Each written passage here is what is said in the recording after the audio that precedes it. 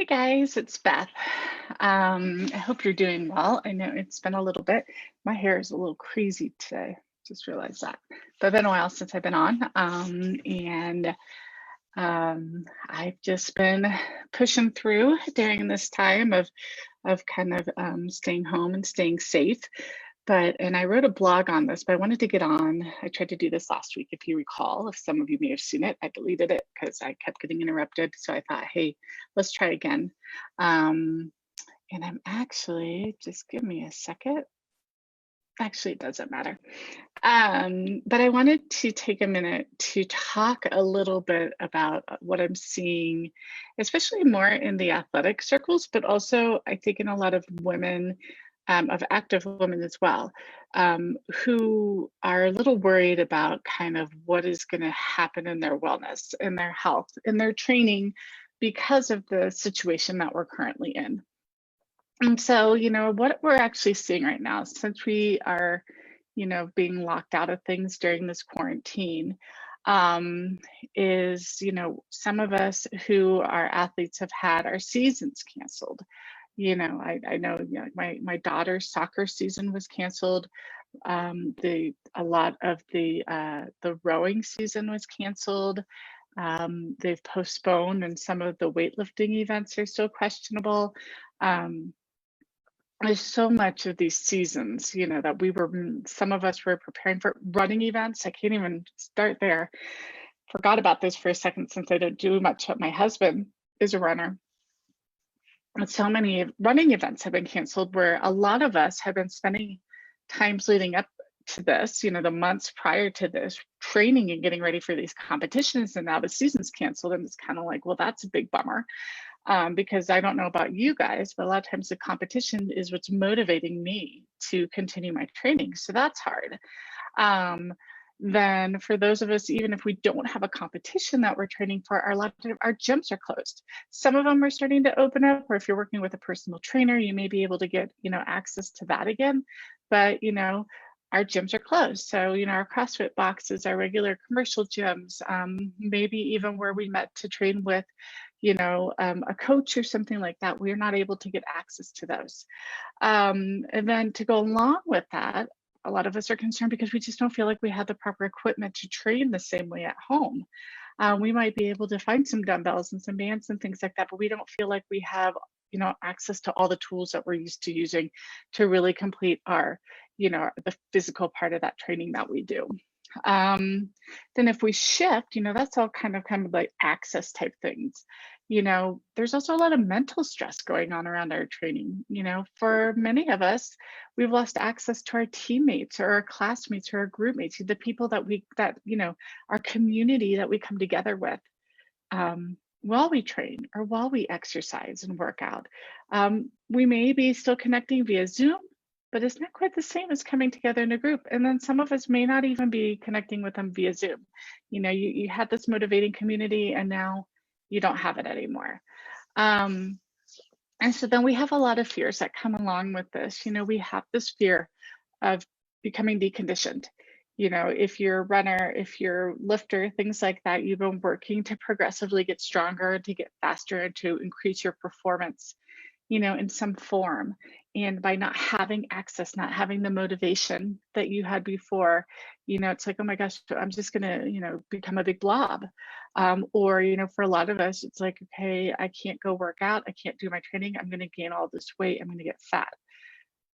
That's a big thing. And, some of us, again, as we were, we may have been kind of ramping up to a peak performance for ourselves. And now we're kind of had to stop that.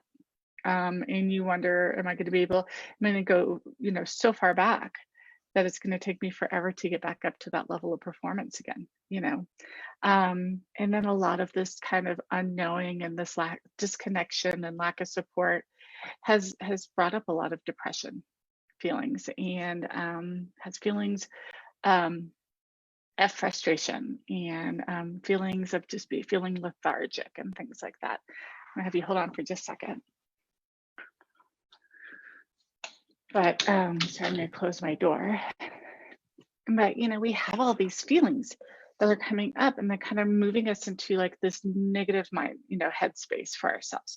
Because of this, some of the other disciplines that we've had in our lives are probably falling to the wayside a little bit. Many of us are either eating a little bit more than we're used to, or eating foods that maybe we would have restricted ourselves on before.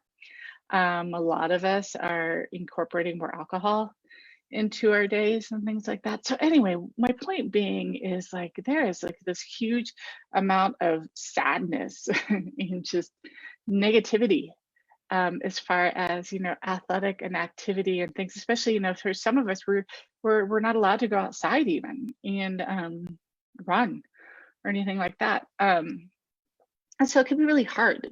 It's very similar from what I've seen when I have athletes who get injured and are kind of pulled out of sport. We're being pulled out of our sport, and our time to come back to that sport is really up in the air right now. We don't know when we're going to be able to return to play. And what we're seeing right now, um, doesn't have to be this huge negative effect. We do not have to feel like there is nothing we can do to be proactive in maintaining our health. And, that's why I want to talk to you a little bit about this idea of maintaining athletic wellness. So, athletic wellness to me, and this is the thing, to be an athlete, it's so much more about what you do on the field as far as your physical performance. It's so much more than how much you can lift, how far you can run, how fast you can go. Um, you have That's the physical part of it. That's what we usually think about when we think of athleticism. But really, it's much broader than that, and it's a whole body approach. What it is, it's looking at your nutrition, it's looking at your mindset, it's looking at your community support. Okay. And so there's a lot we can do during this time. And this is what I do with my injured athletes, is that no, we can't focus right now, a lot of us, on that, the physical progression and making gains, if you will. But instead, we need to come into a maintenance phase right now and kind of shift into some of the different areas of athletic mindset. And so that's kind of what I wanted to talk to you a little bit about today. Um, so just as we would do with an injured athlete, one of the things that we can do in this time is to, if we can't get to the resources we need to really make those gains, is to instead shift to what are some of the underlying exercises and things that would just help us in the end improve in our sport. So these are things like mobility. Okay, there's a great number of mobility programs out there.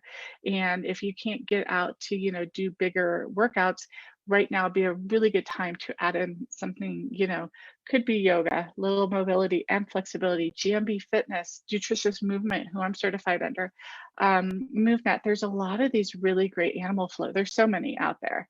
But you can really work on working on the mobility of your joints and in different places where especially those of us who are like overused, where we tend to do the same movement over and over again. This is a really great time to step back from the repetitive movement and then focus on some of the areas that we don't use as much. And, really being able to, because if we spend time increasing that mobility, that's actually going to flow over into your performance once we're able to do that, because you're going to be able to have so much better range of motion and better connection of your muscles and things like that. If you have an injury, okay, ankle, knee, hip, back, pelvic floor, this is a really nice time to focus on that part of it. A lot of the times we say we don't have time to do all these correctives. We don't have time to do a rehab program because our other training in our life takes priority, and it just kind of shoves out any of the time we have for that other stuff. But right now, this would be a really good time to focus on some of those weaker areas that you can bring in a correctives or a rehab program for. Along that note, women especially, regardless if you're symptomatic with any type of incontinence or prolapse or pelvic pain, this is a nice time to come into your pelvic floor and make sure that that function is really there. If you've ever had a situation where you're kind of like, maybe it's not consistent, but it's happened in the past, come now. For example, right now my Core Strong program is free. You guys can sign up for it. It has a lot of great core conditioning. And I'm not talking sit-ups, guys. When I talk about pelvic floor and core, we're not talking about, your abs of steel. Like dating myself right there. My workout, but more of the functional workout to make sure that your pelvic floor, because honestly, guys, once you start having issues, it's gonna come over into all of the other parts of your sport. And so spend some time making sure that you're getting that pelvic floor really strong and functional and responsive in so many different ways. Another area you could look at is bringing in some cardio. I know, especially for me as a strength athlete, I tend to do a lot more of lifting and I don't bring a lot of the cardio into it, especially if you're not doing HIIT type things. So cardio is not bad.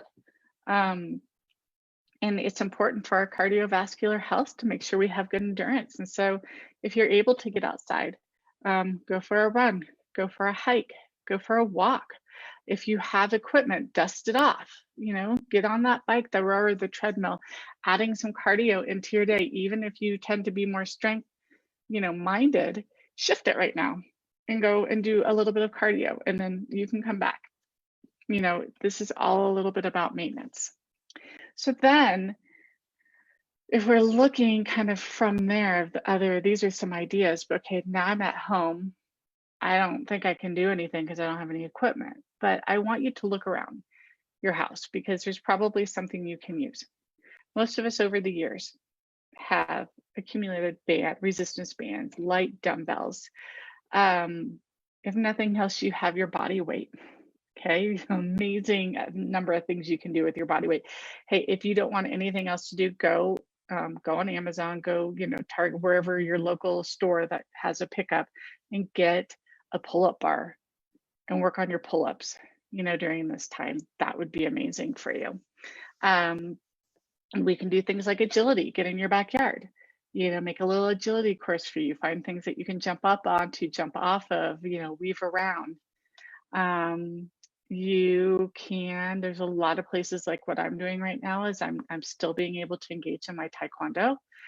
Some of these places are offering new students, introductions for virtual martial arts. It doesn't have to be Taekwondo, but that would be an amazing option for you. And then along with that, the explosion of online classes is ridiculous right now. So go find one. And most of them will say, hey, it's body weight or you need resistance band. If you're like, oh, hey, Beth, I don't want to do classes with anyone other than you, let me know. Let's get some classes up there for us, okay? But, there's no lack of online classes for you to do to be able to stream. And then there's a lot of resources too where you can just kind of download them. I'll try to put some up. I have some fun ones using just even a deck of cards. So get a deck of cards. Each suit is a different exercise. I shared this, I think, a while ago. So you can do body weight, squats, running in place, jumping jacks, push-ups, or lunges or something. Pick 4 exercises, get your deck of cards. And then you just flip over the card. You look at the suit, and the number of the card is how many reps you have to do of that exercise. There you go. There's your workout for you daily. Takes about, if you do it back to back to back, you'll get a pretty good workout and not that much time. So there you just get creative. Look around your household objects. Get a bag, load it up with whatever you can find that has weight. There's a woman in my Taekwondo class who's been using, jars of peanut butter as we do some of our exercises in there. She does have dumbbells. There's a lot of things you can find. So get creative around your house and see what you can use and see what resources you have. If you don't feel like paying, there's still a lot of some really great free resources out there as well, including I do have some fire and ice that I'll link to, some of my online workouts that I'll link to in this that you guys are welcome to use as well. All right. So that's kind of the physical type stuff that we can look at during this time, but let's think about the other thing is food. It is really hard if you're like me to sit around all day and not, feel like you just want to move into the kitchen and see what's there to snack on, because most of us are bored and we're just trying to fill our time, and that's an easy way to do it. What I would encourage you to is really become mindful right now. And there's some really simple tips. I mean, we're all worried about weight gain, and that's something that's a total possibility because we are really reducing the amount of activity and the type of training that we are used to. And so therefore our nutrition does have to change, or we will be, setting ourselves up to, gaining weight. And it's not that we can, that's fine. We can always come back and address that later. But if that is something that's keeping you up at night, we have a lot of anxiety around that time. If part of that anxiety is weight gain, let's talk about that a little bit. And so I'd really encourage you during this time, especially if you know that your amount of movement and training has greatly reduced, to switch to what we like to call an eat less, a move less model, which really is saying, hey, we're not eating that much because we're not moving that much. We kind of call it, it's not even a couch potato model. That's more like the eat more, move less. But really it's asking you to greatly take down the amount of food that, and really kind of come into more of this rest and restore place in your body. And so the best way to do this, if you're kind of looking at this and you're like, well, I don't know what I want to do here, is focus on two things, mainly water. Get yourself, I fill up this bad boy. It's, you guys know, 48 ounces. I fill it up daily. You should be aiming to get about half of your body weight in kilograms in ounces of water or more. You don't have to have too much, but that should be minimum. So talking about water makes me thirsty. So this one, if I have this and I have some, other things of water and things throughout the day, that's pretty good for me. But focus on your water intake. Another way to do it is make sure you get like 10 to 12 ounces between each meal, and then you'll probably be pretty good for the day. So water, water, water, water, especially if you're like me and you're kind of doing more coffee, make sure you're getting that water in there. The other thing is, so focus on those rainbow vegetables. If you can ensure that you're getting a nice selection of all the different colors of the rainbow and you're getting those vegetables at every meal, and you can bring some of the fruits in. It'd be better if it's a little bit lower on the glycemic index at this point. The vegetables are pretty safe, but really making sure that that is your focus of your meals, or those vegetables every time. That's going to be good because you're going to get all the nutrients you need. You're going to be getting a lot of the fiber that will help fill you up, but it will also help keep you regular. Another tip that I was reminded of recently while I was watching a webinar is chew your food. Okay, most of us wolf it down. See how many times you can chew your food until you literally can't chew it anymore. Some of the research out there says like 40 times. That is pretty hard. So start slow. If you're only chewing it 5 times, get up to 10 times, but chew your food. Helps with the absorption of the food. And then it also helps with that kind of satiation process in your brain as well. So water, tons of veggies, lean protein, okay? Good. Doesn't have to be animal protein, but we need this lean protein in our diet. That helps make sure that our muscles are not being broken down for food, that our body has plenty of protein to keep those muscles. Because even though we're sitting around doing nothing, if we don't have the right type of nutrition, our bodies are more likely to start breaking down our own tissue, our lean tissue and our muscles before it does our fat, okay? It takes some pretty specific conditions to access that fat and start breaking it down. And I'm going to say that, even if you are on a low carb diet, which we're going to talk about carbs here in a second, you still need to make sure you have that protein. And those veggies for that matter, it's not just protein and fat. Make sure you get those veggies in there. And on the carbs, I am not an anti-carb girl. However, I do see carbs as fuel. So we do need some minimum amount of starch just to kind of keep us going, which a lot of times we can get through the vegetables and the fruit that we're eating. But then again, I'm loving my potatoes right now. So I'm not saying don't eat those things, just, don't make those your main, star of your dish. Don't have your big meal just be mac and cheese. Make sure that those carbs, um, you're limiting and being mindful. And I would say if you are seeing that you're gaining weight, that would be the place I would look first. Another good thing you can do is if you know you are trying to do some workouts, is by timing those carbs and playing around a little bit with that. A lot of times, some people do really well using those carbs as a pre-fuel a little bit. Other people do really well eating some carbs in the meal within 32 minutes to 2 hours after your training, because your bodies often will use that available energy for repair. But this is after a harder training, not after a more gentle restorative type of training. So just be mindful of that. Know how you're moving and how you're training, and adjust your carbohydrate. When I say carb, I really mean like the starchy carbs, to accommodate for that. And if you have questions about that, let me know. Also be mindful of fats. Again, if you're doing the low carb thing, oftentimes we do bring in fats to help compensate for the fact that we're not eating as much carbs. And healthy fats are extremely important in our diet, but do be mindful of that as well. Making sure that you are getting healthy fats, that you're not just sitting there eating, a block of cheese at a time, having some avocado on the side, or cooking with coconut oil or olive oil, eating some nuts, things like that. That's a really good way to get the fats in. But just because we're not moving as much, and just be really careful of the unhealthy fats and those saturated fats and things like that.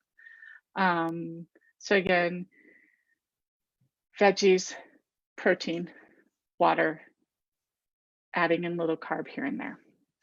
If you're having, I will say this, 2 things you can try. There's 2 kind of different trains of thought on this. If you're having some problems going to sleep, you can try 2 things. You can try having like a slow acting protein before bed.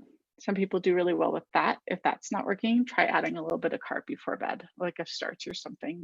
Some people do better with a little bit of starch before they go to sleep. So that's 2 things you can try there. Oh, and here's a big one. 2 big ones. First of all, I'm looking at my notes. Can you tell? Make sure that you could consider trying to schedule out your meals, trying to get a little bit more consistency, making sure you're eating, within that first 30 minutes of when you wake up. That is a good way to start yourself up, and then see if you can kind of get a schedule where you have your breakfast, your lunch, your dinner, and then maybe you have a couple little snacks in there. But instead of kind of leaving yourself up to all day grazing, see if you can kind of do a little schedule. And if you're feeling like you're hungry in between that, double check, is it boredom or are you actually hungry? Is there a reason for that hunger? Are you thirsty? A lot of people mistake thirst for hunger. So check in with yourself to see where that hunger signal is coming from. And then the big one, which I know I've run into, is, try not to fall into the nightly wind down routine, especially if the day drinking is in there too. That is your way. If we're sitting there, if our nightly glass of wine is turned into our nightly bottle of wine, if we're having happy hours every night with girlfriends when we haven't been doing that in the past, that can be a key reason on so many places of why you're maybe gaining weight, and then it rolls over to the next day where you don't really feel like moving much because you don't feel so good because you've been drinking all night. So just know that. And again, I get it. I've been doing it too, but I can definitely tell the difference between the nights that I decide to have a glass or 2 of wine and the nights that I don't. And I'm much more productive on the mornings when I haven't indulged much the night before. So, but moving into that, staying social and maintaining that connection with your team is really important during this time. And so if you do have a weekly get together, that's a great time to indulge. My taekwondo ladies, as we call ourselves, we've been trying to do Zoom meetups about once a week and kind of doing a little happy hour. And so we usually come on with a drink and catch up there. But that's such a good way. So if you had a group of people that you were connected with, and I'll tell you, it's like the women on my taekwondo, I truly love them, but it's not like we hang out a whole lot outside of our classes. But it's been nice because we're so used to connecting with people in class. And I see them when I go to my virtual classes, but it's been nice to be able to kind of hang out with them outside of that. So see if you can do that. Do you have the ability to, reach out to some of your teammates or to the people who were in your classes before and kind of, schedule a nice social event via Zoom or Google Meets or something like that? If you are kind of part of a more competitive thing, if you don't have this, can you create an online challenge with some of your friends? Maybe not even your teammates, but just some friends you have. Something that you could redirect your focus on. It could be, hey, we're going to do a flexibility challenge, and all of you, do a sit and reach test at the beginning of it, and then incorporate some exercises to help with flexibility and mobility, and then do it again. A pull-up challenge, a push-up challenge. Can you see how many trees you can climb while you're out and about? Endurance, if you're not a real cardio person, what's an endurance challenge, time-wise, distance-wise that you could set up. You could use apps like Strava, Endomondo to be able to kind of host those. I've actually done them before using even just like a Google form where people just go in and kind of log what they've done, and then you can get that on a spreadsheet and you can kind of post and track, daily winners, weekly winners, just overall improvements, things like that. Another idea, could you start a book club, but could you have it around your sport? So there's some amazing autobiographies out there right now that just on all different sports, or even just inspiration from people. So maybe you could choose a book to read with friends, and then meet weekly or monthly, kind of discuss that book. The book could also be something maybe you're inspired that you would love to either return to or try when this is all done, and reading that book just to kind of get that excitement building up with you. So when we're given the go to move out and be social again, that you have that little fire under your butt to get it going. It's a great way, if you can do it with some people who have the same interest in the sport as you do, to be able to keep connected to that sport as well.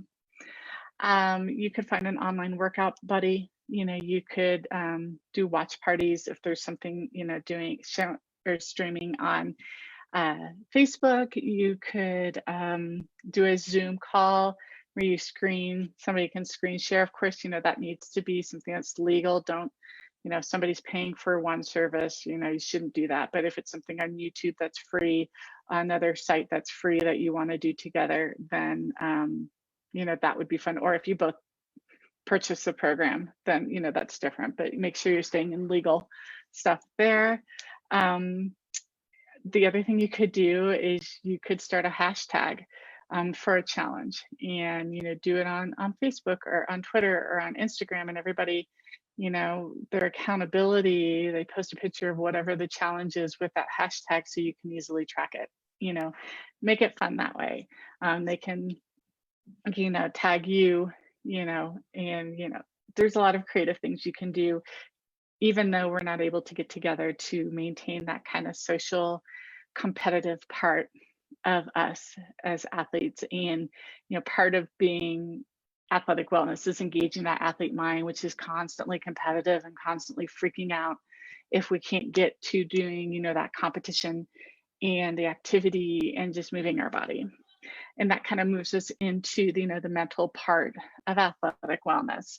And the main number one thing you need to do during this time is to be aware of your emotions, feelings, and feeling down and feeling bummed and feeling just sad over this and stressed.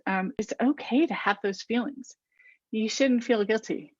Okay, that's all part of this. It's a totally different situation than we're used to. And so those negative feelings are going to come up.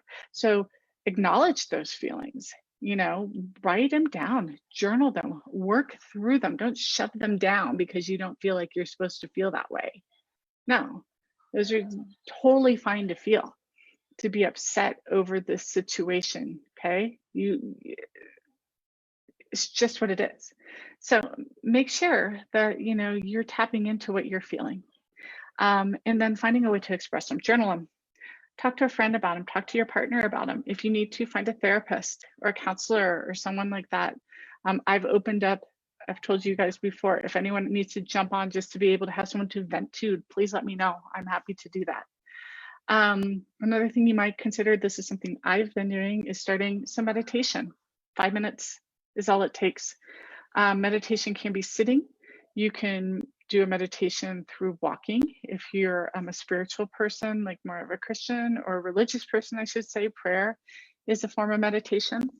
But find that way to kind of come into yourself. I found in the mornings now, I'm getting up, I start my coffee, and while my coffee is brewing, I'm coming into my office here and doing just a short meditation, just to kind of be with myself and get myself ready for the day. A gratitude journal, even just a couple lines in my planner, I have just at the end of the day, what am I grateful for? It can kind of help us rethink about especially some of the stresses, and if you're schooling kids and things like that, there's a lot of the negative that's coming up right now, and being able to take a moment and instead focus on what you're grateful for and the positives that happened during that day is a really nice way to kind of shift your mental state. Schedule virtual meetups, so important. Don't stay home alone. Find a way to get on and connect with friends or somebody. It's so important. I truly believe that. Or even if you don't want, virtual also being, get on the phone. Don't always have to do Zoom. You can get on the phone, get old school, call a girlfriend up, connect with somebody maybe that you haven't talked to for a while. Great thing to do. Walking, if you can get a daily walk, if you're allowed outside to move, please get out and do that. So beneficial for our parasympathetic to bring us down into more of that calm state.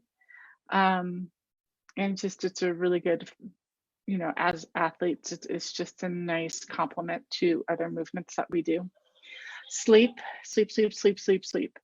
If you are not getting enough sleep, you are going to feel it mentally. You're going to feel it, in brain fog and confusion, but you're also going to feel it emotionally, in the triggers and things like that. So make sure that you are still adhering most days to a pretty good sleep schedule, that you're getting up at a consistent time, that you're going to bed at a consistent time, that you're not using this time, to be a forever weekend where you're up until all hours. Especially if you're spending those hours just kind of surfing or just kind of filling that space, I really would encourage you instead to shut it down, about an hour before bed, and, grab a book, do something like that, do something else. But get that sleep in, and naps are totally fine and encouraged during this time. And then last thing, things like baths, things like being able to read, all things like that. Sorry, my dog just came in. Is just a really, again, a nice way to give the mental part of you and just your whole body just kind of that reboot and that reset from some of the higher level anxiety, and that stress response that you're feeling. Because one of the things we do want to do during this time, we're talking about staying conditioned and staying well, is to make sure that our cortisol and that stress response is really downregulated and in control. Because for a number of reasons, but also, when that cortisol is up, when your stress response is up and you're just like kind of going crazy, it's so detrimental to your health in many ways. But, the biggest thing, especially during this time, is it can actually weaken your immune system. And we don't want that. And if you're feeling pain or anything during this time, it can actually continue with that inflammation or the inflammatory response. And so we're trying to do things to quiet that system, and not only to keep ourselves conditioned and ready to go back to sport, but to also keep our overall being well. And that's really the sport, the focus of all of this. So this was kind of long, but I just kind of felt like I wanted to get on live and talk about that. If you prefer to read it in written form, head over to my website and you can see it. I wrote a blog last week about it. It's the first one. So it's called Athletic Wellness During Quarantine. So that's where you can find all of this and some links as well to some of the resources that I talked about that would help you. But let me know, what questions do you have around this? What, stressors, what concerns do you have regarding your own, conditioning and readiness to return to sport? When, the time comes, let me know if there's anything that you feel like you wish that you had access to, and I can see if that's something that I can provide. Um, but, kind of moving forward on this, and it was just perfect time to figure all this out, is, to support you in this area. And so this page and my services and the programs and the things that I offer are all really going to support you around this athletic wellness. And so, you guys are so good about getting, your training programs and getting your, a lot of your goals of what you want to do.